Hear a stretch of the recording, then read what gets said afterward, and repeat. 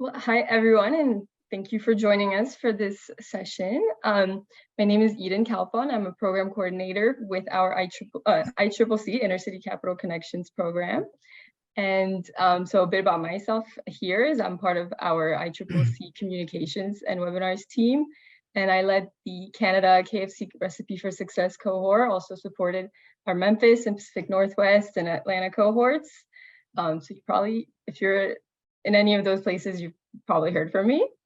So as a reminder again, that you won't be muted, so you might need to mute yourself. And if you have any questions during our panel, please drop them in the chat throughout the sessions, and we'll get to as many as we can during the Q&A. And there's also the closed captioning available in this session with Spanish interpretation if you would like to, by clicking closed caption in the Zoom toolbar. And yeah, so enough about that. I'm excited that I'm sure you're all ready to get started. So I'm excited to have us here today for the Scaling Your Business Fireside Chat panel. Today, Bain Capital Double Impact's Managing Director, Cecilia, is joined in a fireside chat by ICIC CEO Steve Grossman to discuss how small businesses can successfully scale their companies while navigating the changing economics and social landscapes. And so thank you both for joining us. As CEO of ICIC, Steve leads a dynamic and growing team of professionals dedicated to achieving economic prosperity in America's inner cities.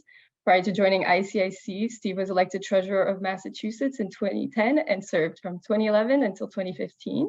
One of his principal achievements in that office was the creation of the Small Business Banking Partnerships, a pioneer initiative that was responsible for moving up almost 400 million of state deposits into community banks that was used these fundings to make more than 110,000 loans with a principal focus on businesses owned by women, minorities, immigrants, and veterans.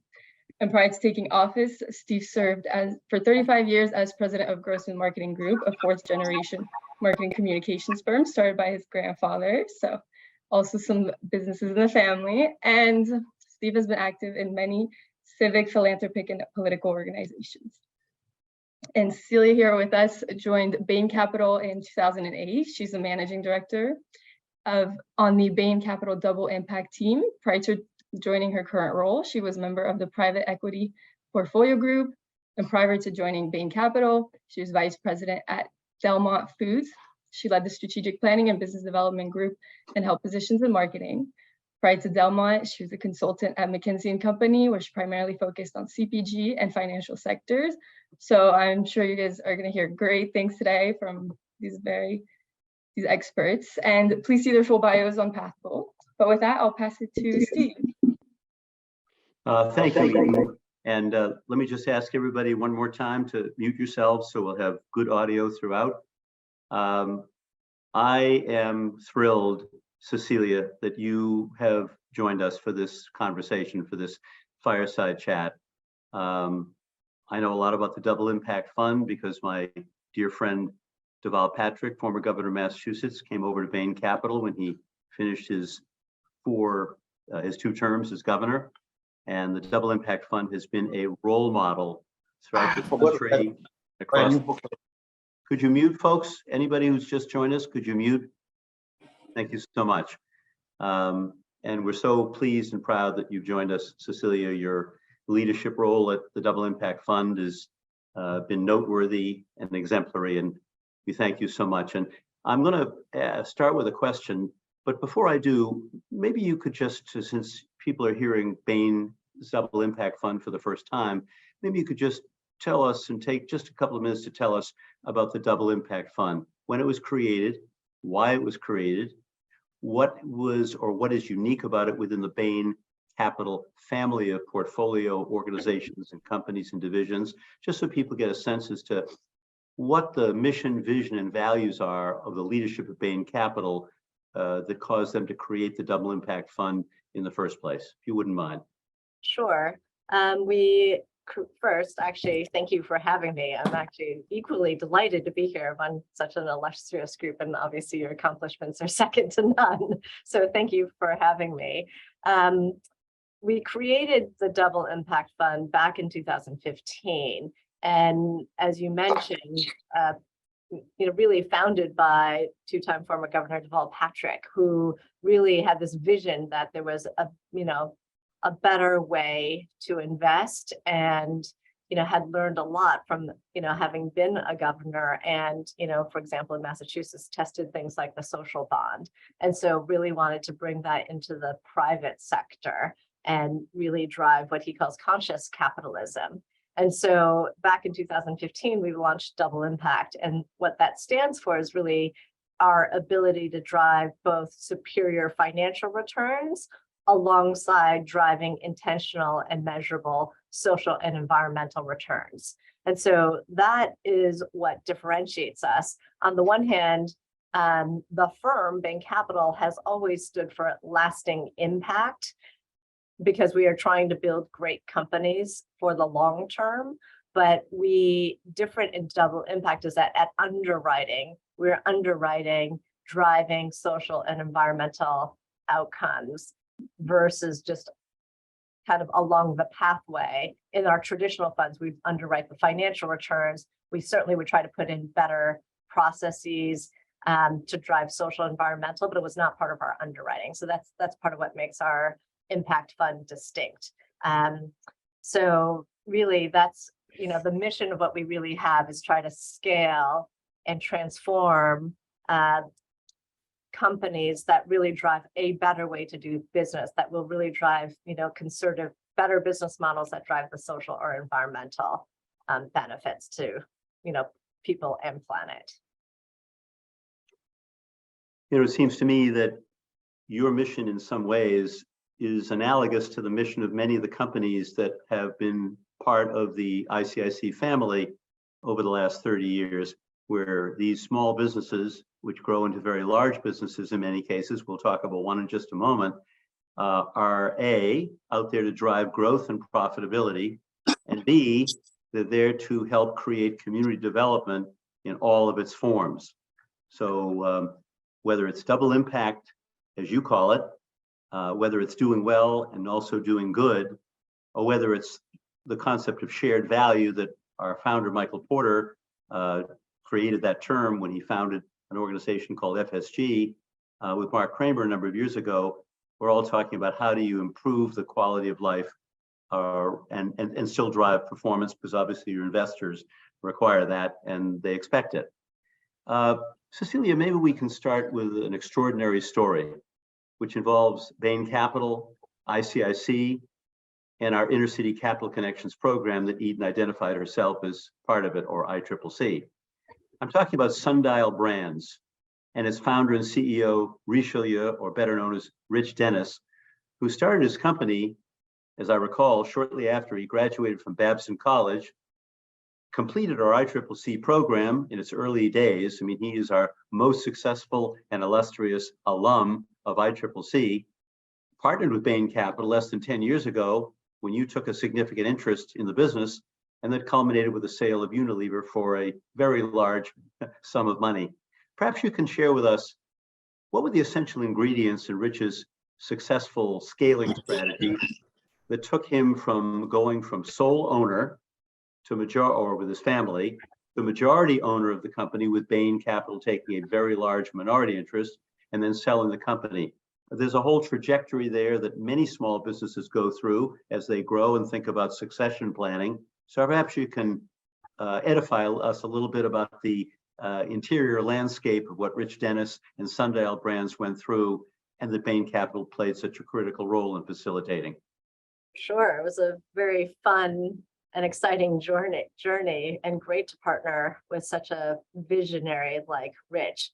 So you asked a little bit about the essential ingredients to have that trajectory. It starts from having that visionary founder, and I would say combined with resiliency, because part of it, he stayed here in the US after graduating Babson because his home country of Liberia was, going through a civil war. So his mother actually visited him in college and actually couldn't go back because of the Civil War. And so from that sort of challenging environment, where he, I think, intended to go back to Liberia and stay here, was what candidly created the seed of entrepreneurship. So from that, he and his mother collaborated, making personal care products literally out of their bathtub and selling product on the street. So there's a certain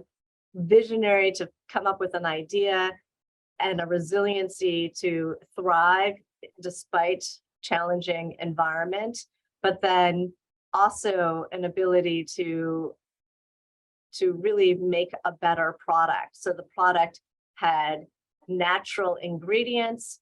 It was much of it organic. A lot of the shea butter was sourced from women cooperatives, to your point on the community development aspect. So he had this better way to do business, which he didn't compromise. He had better ingredients, despite it really being an entrepreneur, but folks loved the product because it was such a high quality product. Folks loved it, and he won quickly through that trajectory, more and more distribution. We then made the announcement that we were hiring Deval Patrick to help launch a double impact fund. And so from that, he knew he was at a size and scale. He'd grown very quickly. It was a family run business. And he knew he needed expertise as well as additional capital to help him further scale. But so part of also the right ingredients is choosing the right partners, to recognize that you need additional skills or resources and capabilities that you might not have, and being thoughtful about that partnership. And so when we made that announcement, he did reach out to us. And actually, we sort of consider it part of our flagship investment in Double Impact, but it was actually before we'd fundraised. And so we actually made it out of our traditional fund, but Deval and I were both active in partnering with Sundial, so we think of it as our flagship investment.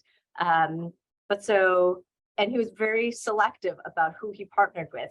What he liked about us was our hands-on ability to help scale. We were not just capital, we were resources, experience. We had a lot of experience in consumer, and he also had defining terms. We tend to buy a controlling stake. We did not buy a controlling stake in this instance because it was so important to him. He was a Black family founder business, and that was important to him, that he retain control, because those the opportunity is sort of more limited. So that was very important to him. So we worked together about, okay, these are the things that are important to us. That's what's important to you. That's fine. And we partnered around that. And so the last part of what I'd say, as a critical ingredient, was just like a very attractive market that was large and growing. And so, he positioned into, an on trend with a natural organic, business. It was a premium product because of all the high ingredients. The product had super high net promoter scores, which we liked, and it just had low awareness. And we knew that we could help with investment drive awareness to really help scale that business into this attractive market. And so he had just really a lot of these great ingredients that were exciting to us, and honestly, a great perspective about what it took to get started as an entrepreneur, but then recognizing when he had outgrown his own and his family's capacity, when he knew he needed to bring in sort of outside help to help him scale. And he was very clear about what he needed and wanted out of that vision. You mentioned a number of characteristics of leadership and inspiration. When you and I had a conversation a week or so ago, you talked about sometimes those conflicting needs of an entrepreneurial company. On the one hand, folks, if anybody's just joined us and you're not muted, if you could mute, we'd be very grateful. Thank you very much. You talked a little bit about how companies like Sundial Brands, by the way, for those who don't know Sundial Brands, you may know it better if I told you that there are two principal products that made this company were called Nubian Heritage and Shea Moisture. Many people would know those products because many people who are listening and watching this probably use those products. They're very well known natural ingredients, and Rich and his mother and family are very proud of them. But getting back to Rich, he was an entrepreneur, scrappy, opportunistic, a guy who was extraordinarily capable of inciting his staff, inspiring people. But you also mentioned, not that this wasn't true of Rich, you also mentioned the extraordinarily important need as you grow of being disciplined, of driving accountability. So I wonder if you can talk a little bit, not just about Sundial, but about any company that you're looking at and partnering with. How do you advise a small business that's looking to grow and grow dramatically, grow very, very quickly? How do you urge them not to lose that special sauce called leadership, inspirational qualities, visionary qualities? How do you advise them to also weave in the importance of discipline and accountability so that they don't outstrip their ability to grow and are taken down by an inability to bring the right ingredients in to run a company well and profitably?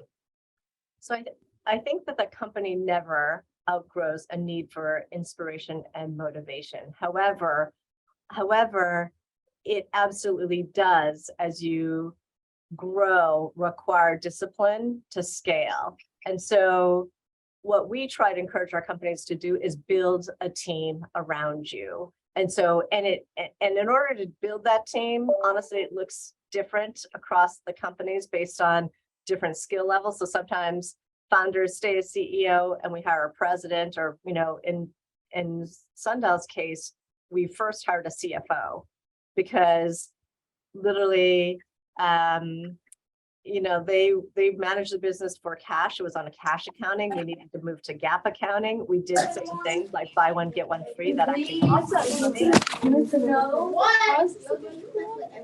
Excuse me, Cecilia, I didn't mean to interrupt you, but folks, if anybody is not muted, can you just mute? Thanks so much. Cecilia, go right ahead.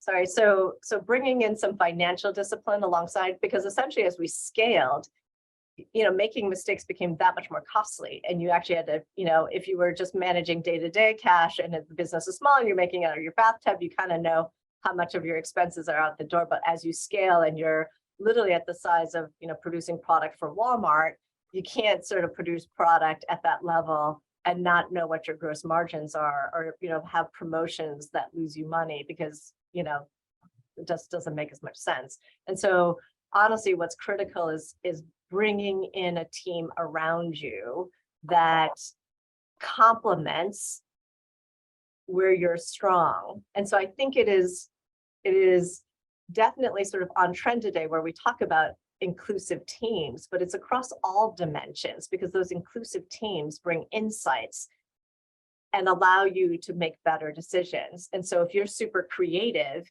you need somebody who's much more disciplined, for example, on the financial side, but even, the reverse is also true. If you're super numbers oriented and disciplined and see things in black and white, you need somebody creative to help drive innovation and creative ideas on growth if you've already, produced on your main strategic growth lever. So you need to have that dialogue and an ability to see and be self-aware about where your strengths are so you can create an entire exec team that complements you so that you can be the strongest team possible. Can you talk a little bit about that issue of self-awareness? It seems to me that's a really critical quality because entrepreneurs, they've done everything in that business. They started the business, they sent out the invoices, they did the shipping, they put the labels on the side of the packages, they created the product, they hired the people, and they're the ones who created the company. And it's not always easy for those people to look themselves in the mirror and say, you're not as strong in the area of financial management as you need to be, and you need to bring somebody on board. Sometimes people surround themselves with, I would call yes people, people who tell them what they want to hear as opposed to what they need to know. And so it seems to me that one of the roles that you play, if I can take a leap ahead, is helping these entrepreneurs in which you're making a major investment to understand their strengths and weaknesses, to teach them a little bit about being more self-aware so that they can come to the point where they know that the inclusive top flight leadership team they need to grow 3, 4x, 10x, 20x, whatever it is, is possible. Otherwise, they'll run up against that brick wall called inability to grow, because their own innate qualities don't allow them to, they don't have the horsepower to get them to the next level. Can you talk a little bit about that, not only with Rich and Sundial, but your experience as a consultant, leader of a fund, and person who's been involved in all aspects of business management over the years? I think it's a great question, because it is one of the biggest challenges that, I think part of what one needs to do, especially when you're young, early in development, is create a strong advisory group. But a lot of times your strong initial advisory group, friends, family, or whomever, are going to be part of your network and very similar to you. And so therefore think like you. So the goal is to bring in advisors that have been there and done that and have track record. And so part of it, because it is so hard to see, because by definition, it is your blind spot. You're trying to be able to see in your blind spot, but that's hard because it's your blind spot. So you need folks who can help you see in that blind spot and that you trust their guidance. And so part of what we do is try to look for people who have a track record of doing that. So if you're looking for, a financial executive who can help scale from 100 to 500 million, or whatever the, 50 to 100, or whatever scale you are, we want to see that this CFO has done that before. And they've done it 3 times, they've been private equity backed or whatever, so that it's your first time, but hopefully you've got someone on your board, or you're going to hire someone who's actually done it before. So we try to take the guesswork out of, finding those capabilities, because we are looking for an experience and track record of doing that. And so I think as you can structure, whether formal or informal advisory board or network or your management team, I think the goal is to try to find folks who have done what you need to have done. If your core is to build out a supply chain, a logistics network, you want to look for folks who have already done that before. It can't, we sort of talked to Rich a little bit, because his entire exec team at the time was family members. Family members led every function, but it was everybody's first time scaling at that level. And literally the conversation we had was, it can't be everybody's first time. If it is, our probability of success is just much lower. And so what we wanted to do was bring in team members who had been there, who had gotten to that next level and demonstrate an ability, to run processes and resources to get us to that next level. And so that's what the partnership entailed. That was the 1 + 1 = 3. So would I be taking too big of a leap to say that, and this is a message to all small business owners listening to this conversation, if you are a small business owner and you want to grow and maximize your growth trajectory and your profitability, bring in some outside advisors, add some independent members of your board, call them advisory board, whatever you want to call them, and make sure that they're there to tell you what you need to know, not just what you want to hear. Because if you keep it insular, if you keep it all within your own family or your own small business, you're not going to hear the outside perspectives of people who have had a wealth of experience that will enable you to learn, grow, develop, and realize your full potential. Would that be a fair piece of advice that you would give to any small business owners that are contemplating a significant growth trajectory? I would wholeheartedly agree. Let me just ask everyone listening, if you have a question for Cecilia, we're going to devote in about exactly 20 minutes, we're going to break for your Q&A, and we're going to use the last 15 minutes of our time together. Again, if anybody's not muted, could you mute, please? Thank you. So we're going to use the last 15 minutes to try to address as many questions as we can. So please put your questions in the chat. We're going to get to as many as we possibly can. Cecilia, switching gears, I don't know of a small business owner, a large business owner, a nonprofit, anybody who runs an organization who does not have serious issues of talent acquisition and retention these days. Seems to me like the last almost 3 years, the the pandemic and other things that have transpired have created a crisis of human capital, if you want to call it that, in the land and in almost every industry. So what thoughts do you have in terms of, based on your portfolio company experience, but based on your own intuition and knowledge of business, how would you urge small business owners to think about talent management, talent acquisition, talent retention? And what particular tools and techniques have you advised your CEOs that you work with to use to try to fill those unfilled positions, which are potentially holding them back from growing as quickly as they can grow? Nothing's going to solve everybody's problem, and there's an organization out there that isn't dealing with this, but you must have a special perspective on this and try to be helpful. By the way, Ron Smith asked, what is the name of Cecilia's company again? It's Bain Capital is the umbrella company, one of the largest private equity firms in the country and across the planet, the globe. But her special fund is called Double Impact Fund, a fund that was started in 2015, and she is a managing director of the Double Impact Fund. Let me throw it back to you, Cecilia, in terms of talent management, acquisition, and retention. Sure. Talent is probably one of the #1 drivers of performance. So we spend a lot of time on talent across, frankly, our entire platform. So in our ventures business, that means candidly, most of the diligence that happens for a venture company is on management teams because talent matters so much. And in our large cap, fund, we spend a lot of money, including psychological assessments, team dynamics, team composition. And so in the middle market, we sort of have a blend of both of that because talent matters so much on driving performance.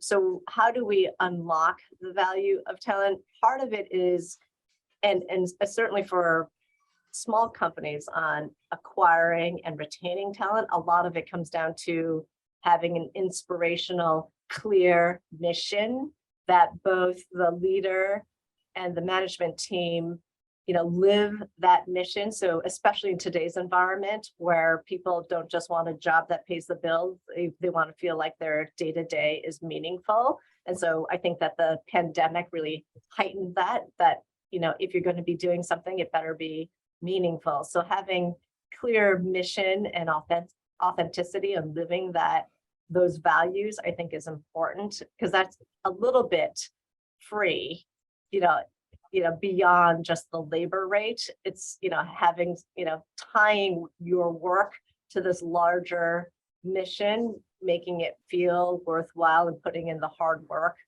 that do to drive the company. So I think that's one key component.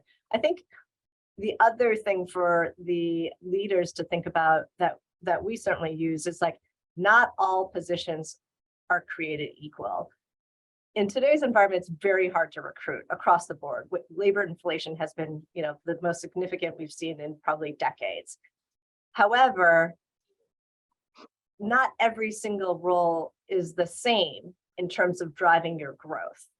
So while you might have open positions across many different functions, many different levels, some roles matter more to your value creation than others. So knowing which jobs matter most to your achieving your mission is important so that you can prioritize that, okay, if we can fill 2 out of our 10 positions, if we're going to spend 80% of our time on just a few of these, which ones are those roles?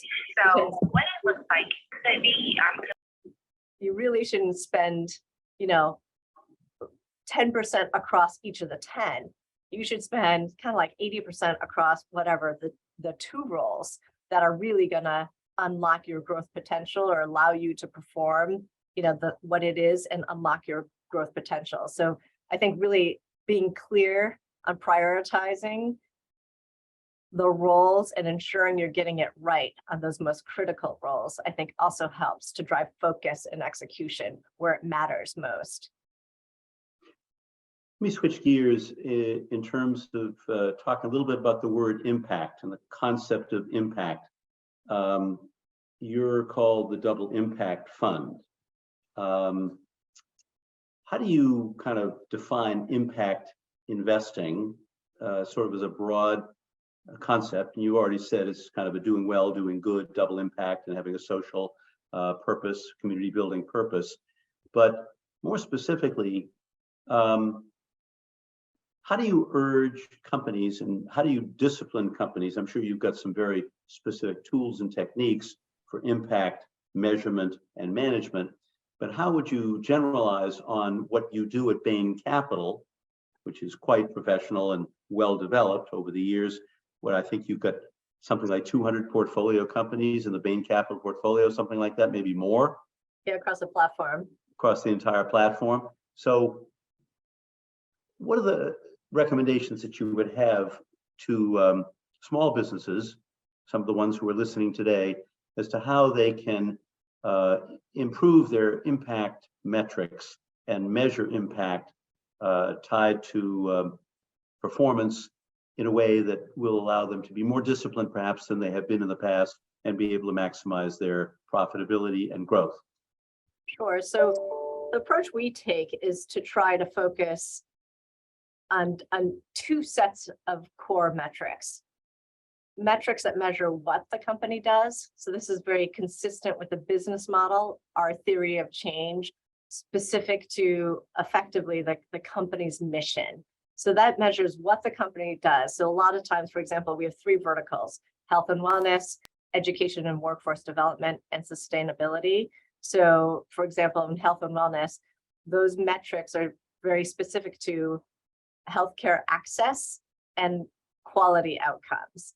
And so that measures what the company does. But then we also we like the B impact assessment as a tool to measure how the company does it. So that measures performance across 5 stakeholder groups, including customers, workers, community, environment, governance. And so we try to have good practices across those 5 stakeholder groups to measure how the company is performing. And then I think the last critical ingredient about that ecosystem is that we help ensure that this is not impact for us is not a side project. So we use the core company, typically financial processes, to also measure and manage impact outcomes. So as an example, we budget, when we're budgeting the financials, we also budget our impact metric improvements. We also tie our impact metric improvements to bonus outcomes. So we use the intrinsic, processes that companies are used to having because they're managing financials, and also tie in impact. So that is core to what the management team is thinking about, not this sort of side projects like, oh yes, I have to also think about impact in a separate bucket. It really is core and tied into all of the company's intrinsic processes that they have existing already. I think to some extent, the world changed in May of 2020 when George Floyd was murdered. And the growth of the racial justice and equity movement across the country, but also in corporate America, has been quite striking to see. I wonder how you might advise business owners listening to, as they think about scaling or growing their businesses, how might they think about navigating the changing demographic, economic, and social landscape in which they're operating? Because it has evolved to some extent. Well, first of all, do you think it's evolved? Do you and other companies, because you obviously follow the world of impact investing more broadly, not just what you do at Bain, do you think that the events that have taken place over the past almost 3 years have had an impact on impact investing? Has the racial justice and equity movement and the growth of diversity, equity, and inclusion within investing priorities, has that had an impact on investing? And how might you advise companies to think about the changing environment in which they're operating? So I definitely think it's had an impact.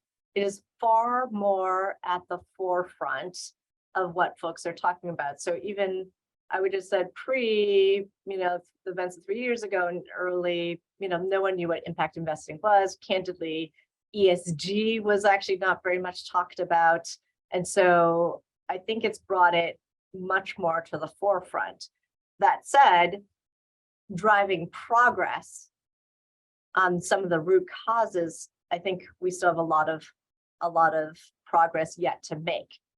But I do think that there have been real actions taken that have helped. So there's been a lot of focus about diversity at the board level. That's not nearly enough, but it's more than used to happen. So it is starting to trickle down. We created diverse boards from our start. So in some sense, we were well positioned on that front. So we start with diverse boards, help ensure diverse management teams, and then help drive diversity throughout the organization.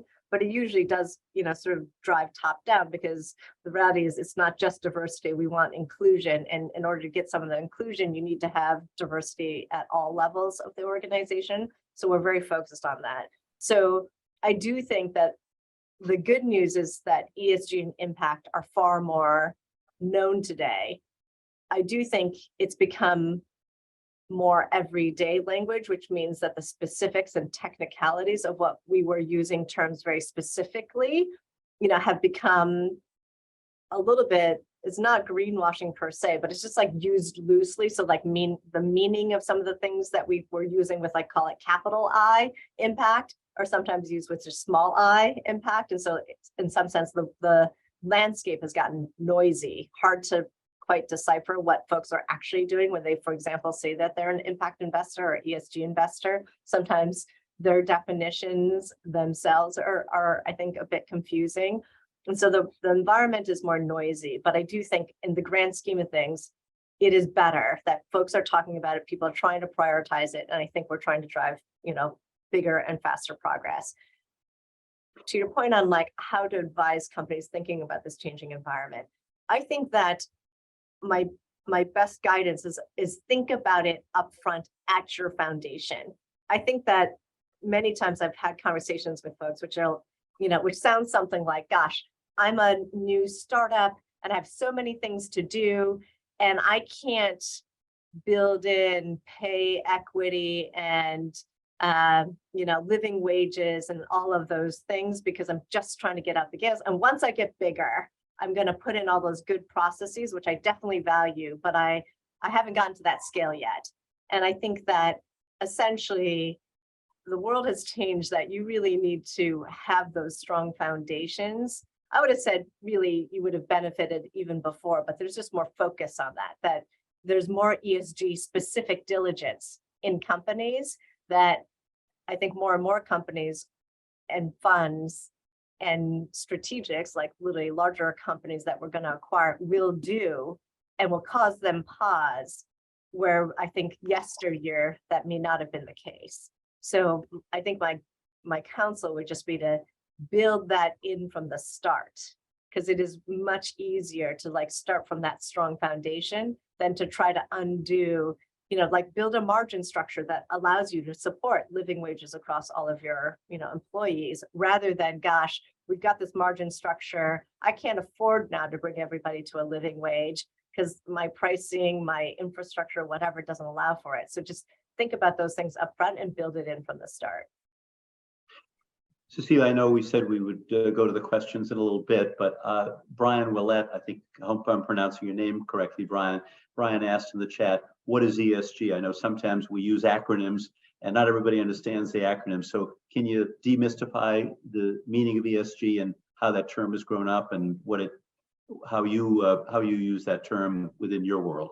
Yeah, so that term has definitely sort of evolved, and as it reminds me every day that language is organic. So ESG specifically stands for environmental, social, and governance. And so I would have defined it in yesteryear, like literally a few years ago, ESG was a lot talked about risk mitigation. So for businesses focused on financial outcomes, if you had environmental risks that might influence your financial outcomes, you needed to take, measures to mitigate that. I'm just going to use a random example. I probably shouldn't use a couple. I'm just going to say a semiconductor. A semiconductor business in California might consider water usage an ESG risk because California has many droughts and doesn't have, abundant access to water. And so they might be focused on, for example, water usage in the environment because it would pose concerns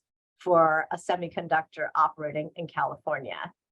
So that's a little bit different than, for example, impact investing, where literally, for us, for example, we're invested in a water municipality to clean up water, like intrinsically focused on better environmental outcomes. So that was ESG yesteryear, really risk mitigation. Today, they do talk about positive and intentional outcomes, which used to be the term specifically used in the impact investing space, but it is still very focused. Even though ESG now has pulled forward positive and intentional outcomes into ESG, it is still focused on optimizing financial outcomes, as opposed to, for example, social environmental outcomes in and of themselves. So I think that's what ESG means and how it's a little bit evolved from a little bit of the world of risk mitigation through to today, a little bit more positive, but it is still oriented around optimizing financial outcomes. By the way, we've talked a bit about Rich Dennis and Sundial Brands, but you should all know one of the things that make ICIC most proud of its relationship with Rich Dennis, who, as I said, was a graduate of our program in the early days of the ICCC program. But Bain's Double Impact Fund is equally proud of its relationship with Rich, and it has nothing to do with how much money everybody made in the transaction. It has to do that when Rich sold his business, and stop me at any point, Cecilia, if I'm wrong, when he sold his business to Unilever, when they sold it as a partnership, they created something called the New Voices Fund. And Bain, Rich Dennis, and Unilever all put in some money. I think it was $25 million each, if I'm not mistaken, to then seed and invest in Black entrepreneurship, and with a focus, I think, initially on Black women entrepreneurs. Mm-hmm. I talked to Rich Dennis recently, and he said, it was so successful that we created the first fund called New Voices for Black women entrepreneurs, and then we created a fund for Black male entrepreneurs, and then we said, why should we specifically focus on gender? Let's just create a fund for Black entrepreneurs. And Rich told me, this was 6 months ago, 4 or 5 months ago, he said, I can document that out of the investments that we've made out of these funds, we've created at least 33 millionaires that I can absolutely document. It's probably way more than 33 now, but that's the kind of paying forward that when somebody demonstrates, you just applaud and you hopefully say, that's a role model of what a great entrepreneur can do. Any comments on Bain's role in investing in that New Voices Fund and why you did it, and how it has impacted the world of early stage Black entrepreneurship? Sure. Honestly, I think it goes back to Richelieu, being such a visionary and having ambitions, that were much bigger than just creating a successful company and creating a, generational wealth for your family or, kind of legacy for yourself. He was very focused on, who he exited to, because he wanted it effectively, Sundial, to be at a place that could continue to grow, because he was very focused that previously Black founders had exited, but then the companies hadn't done so well post the founder, selling. And so he wanted to make sure it was a good and right strategic partner where the business would continue to grow. And I was just speaking to somebody who's, previously from Sundial, and told me that the business is 3 times larger than when we sold it before. So, check on Rich really creating not only just a successful business that he started, but then did well for each player along the way, and creating really a business that continued to do well and is great because of it focused on the new general market, which was a multicultural, community.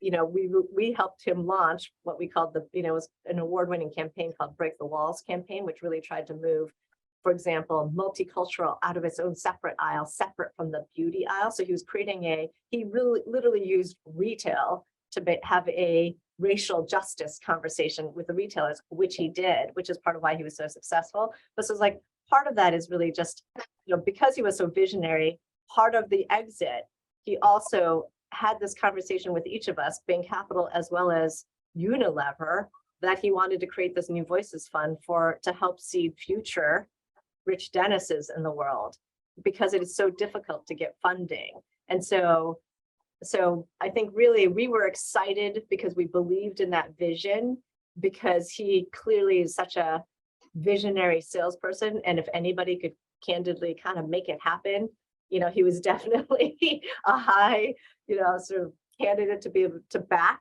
And so, I think he's at least on fund 2, if not beyond that. And so I think we were just excited by the catalyst of what he could be doing above and beyond just a company, but a little bit creating a movement and seeding other entrepreneurs. And to, his point on the number of millionaires he's created, he really has, enabled more Black entrepreneurs to get funding and, and seed their ideas that have been, very successful.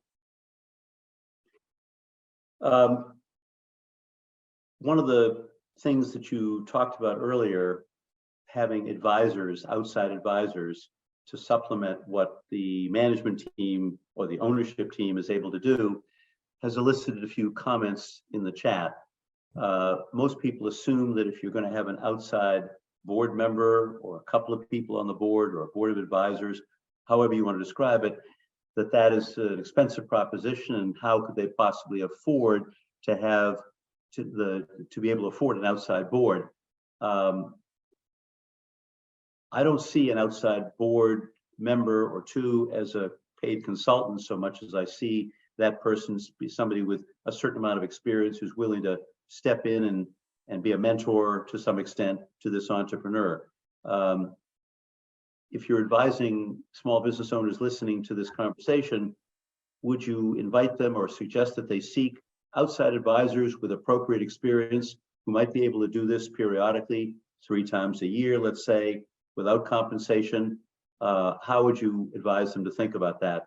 Because I think people are under the impression that this is an expensive proposition that they can't afford. So I would essentially say yes to all. And in some sense, this is what I mean.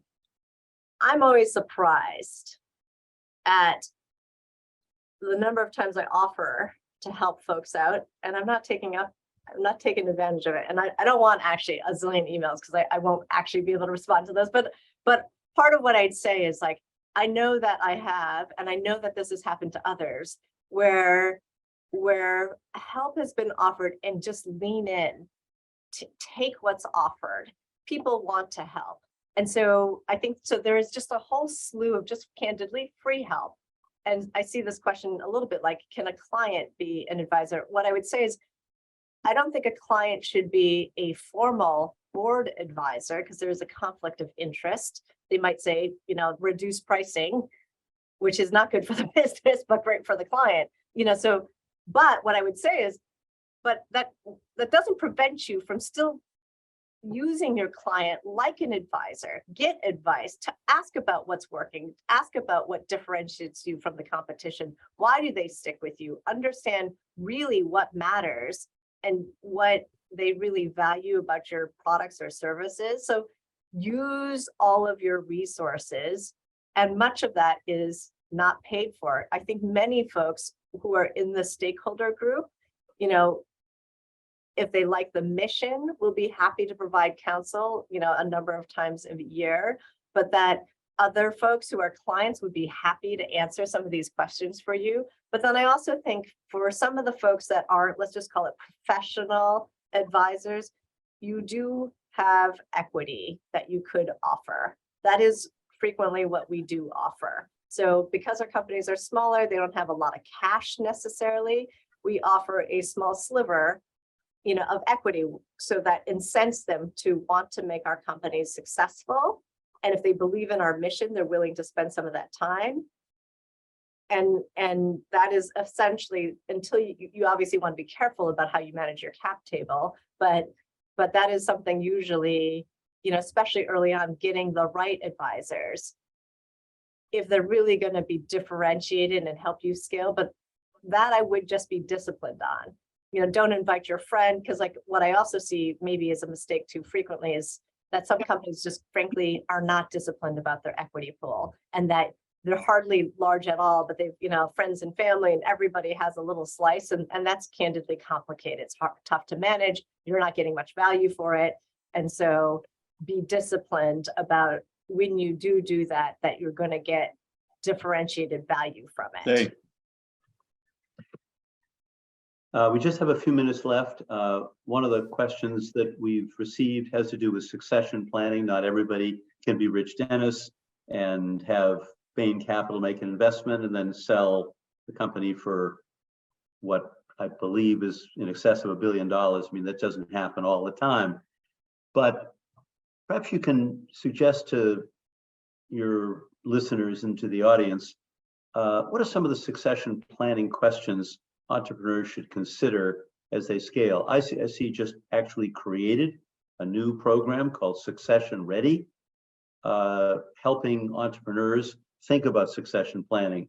An entrepreneur gets to a certain age, he or she doesn't have a son or a daughter or a family member to take the business over. So what do you do with the business?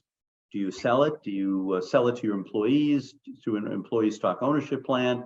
What do you do? And how do you have a liquidity event, I guess some people would call it, but more important than that, how do you preserve the business and preserve the jobs and preserve that ongoing legacy? So any thoughts you have for business owners as they think about succession and succession planning as they grow? I think the biggest advice, not knowing the specifics of a company, is start planning early. Don't sort of get to the end of the line and be like, gosh, I'm at the end of the line and I'd like to do something, and start thinking about it then, because then your options will be limited. The reality is, to help ensure the smoothest transition and greatest success of that transition, you really should be planning your options early. So as an example, when we make our investment, we frequently, early in our investment, like within our first 100 days, write what we hope to be our growth plan and exit options. So as soon as we're in, we're already thinking about what is our transition, what is our exit. We are then going to be working on those initiatives where, we try to figure out what is going to be key in that process. So for example, if you decided, yes, I would like to have the company continue and be led by another, loyal employee, well, then you should start cultivating your senior leadership group to round out their skills in whatever aspects that you think they may not be, sort of quite ready yet, so that you have them on a development plan. If you thought you were going to do employees, sell to your employees, that might require a different kind of organization and planning. And so I think just all of those things take some time to bring to a place where you can successfully transition. And so just give it thought in advance of like when you think you're going to be ready. We had a question about the growth plan that you just mentioned. Every company has a growth plan that's put together. It sounds to me like that's ironclad discipline writ large. You don't become a member of the Bain Capital family or Double Impact Fund family without having a growth plan. Michael Porter might put it a little differently. He might say every company needs a strategy. Mm-hmm. And as a matter of fact, in our ICCC program, which the majority of our attendees at this conference have gone through, the first thing we teach is strategy. Now, you can't teach how to build a strategy in 75 minutes, but we have digital learning modules that help them develop that. Porter would also say strategy is often what you decide not to do. And too many entrepreneurs fail because they're trying to do two things. My guess is that you've seen many companies that have way too many products. And when you look at the company and say, this is a great company, and this company could be enormously successful, but they've got to get rid of the 10 products that are representing 5% of their revenue, but taking half their time, because you want to focus on the things that can be scaled into true growth potential. So on this whole topic of strategy, maybe I'll let you have the final word on this in terms of the overwhelming importance to have a strategy, a growth plan, and be disciplined in terms of constantly pivoting and being resilient, refining that plan so that it's not a static document, it's not written in stone, but it's constantly evolving, not every day, because that's tactics, not strategy, but how does it evolve in order to meet the needs of a changing business and environment?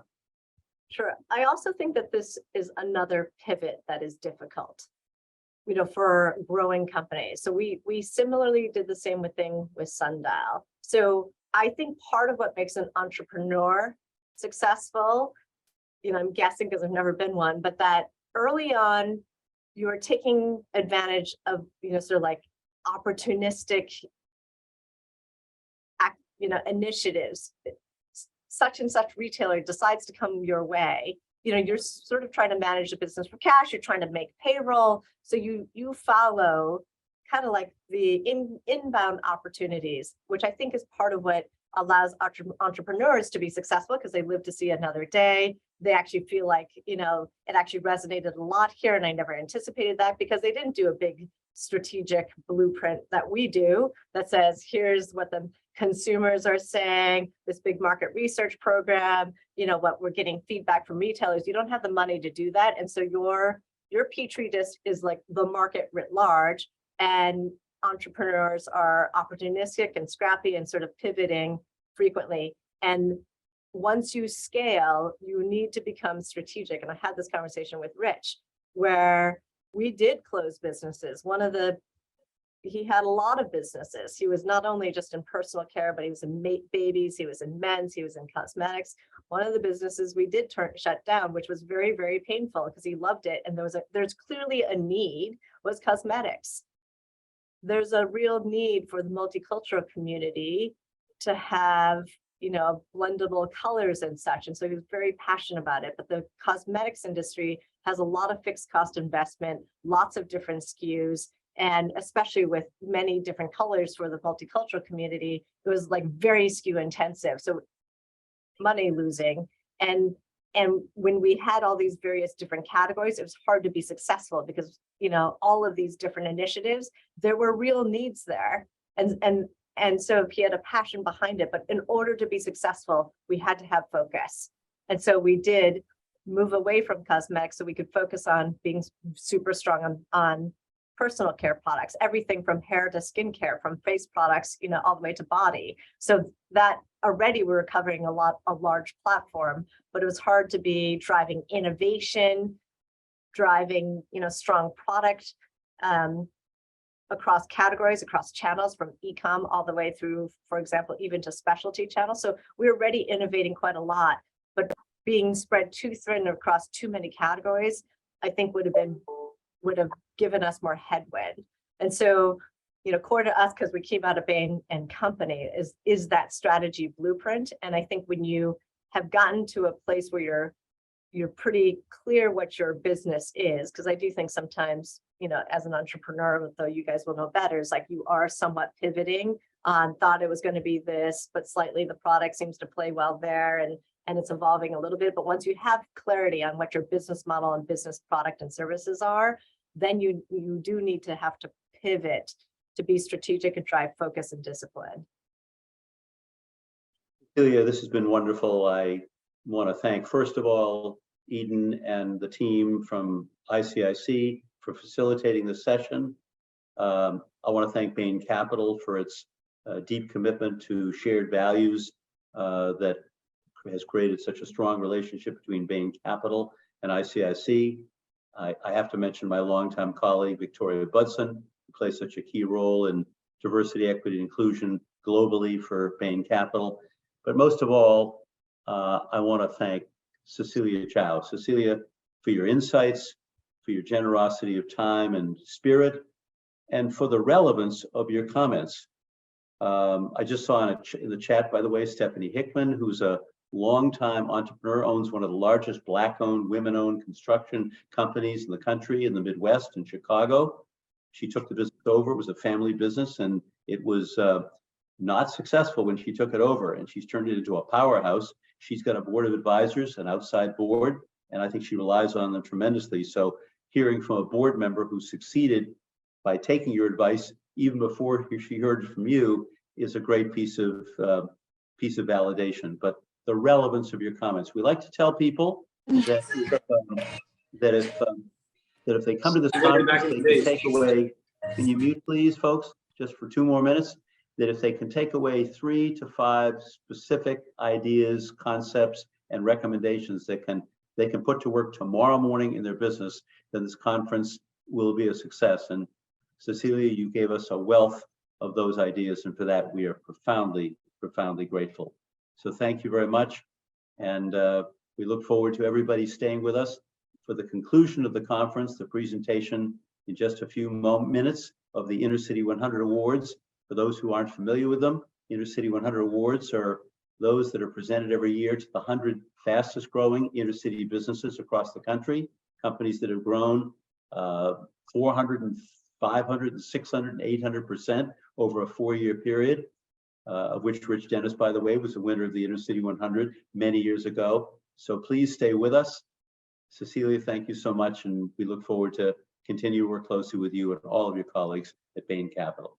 Thank you, Steve, and thank you for ICIC for all that you do as well. So we're like immensely grateful. Great. Eden or Dustin, any words of wisdom for us as we conclude this session? Anything that you want to share with us? Yeah, thank you so much for that. It was a pleasure to witness that conversation. There was a lot of points that were very relevant and so well spoken. And you got a lot of feedback in the comments. Someone did want to get in touch with you. I don't know if that's possible, but yeah, okay. So why don't the people who want to get in touch with Cecilia reach out to you, Eden, or to me? I'm easy. I'm sgrossman@icic.org. So just email me, sgrossman@icic.org, and I'll make sure that those inquiries get sent to Cecilia appropriately. So I'll take care of that. Great, thanks. I'll send your email now, and I'll send mine also. If anyone has any questions for anything, feel free to reach out. Please make sure that's right. I think that's right. But thank you so much for joining us, everyone, and for both of you for this conversation. And as you mentioned, we have our closing happening soon, and there are a couple minutes left of the session if anyone wants to join the other session before, or you can take a little break. The next segment begins at 4:30. And yeah, that's basically all my words of wisdom. Thank you so much. Thanks so much, everyone. Thanks for joining us. We're really grateful.